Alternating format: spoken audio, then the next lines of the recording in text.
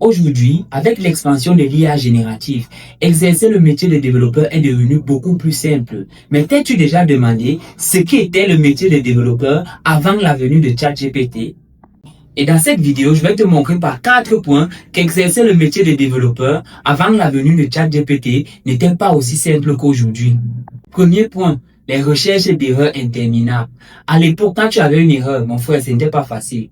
Tu prends ton erreur, tu peux mettre sur des plateformes telles que Stack Overflow et tu espères, je dis bien espérer, qu'une personne ait au moins déjà eu la même erreur que toi et que des personnes soient venues l'aider. Et lorsque tu vas voir une personne qui l'a aidé, tu prends son code, tu testes chez toi et tu espères que ça donne.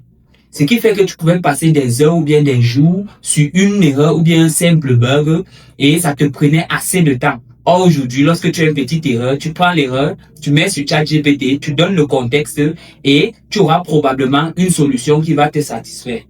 Deuxième point, l'apprentissage des nouvelles technologies était plus lent avant. Car lorsque tu voulais apprendre une nouvelle technologie, qu'est-ce que tu faisais? Tu partais suivre la documentation, tu lisais et ce n'était pas facile.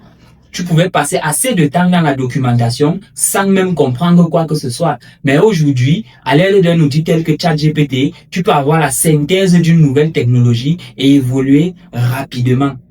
Troisième point, moins de productivité. À l'époque, les développeurs passaient assez du temps pour effectuer des tâches répétitives telles que écrire du code standard, faire des tests unitaires, écrire des documentations. Aujourd'hui, en un seul prompt avec ChatGPT, tu as tout ça. Quatrième point, forte dépendance à la communauté.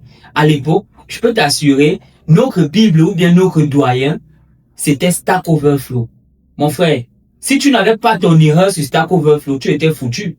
Ce qui fait que tu étais fortement dépendant du travail des autres, des problèmes que les autres ont eus et qui ont obtenu des solutions satisfaisantes.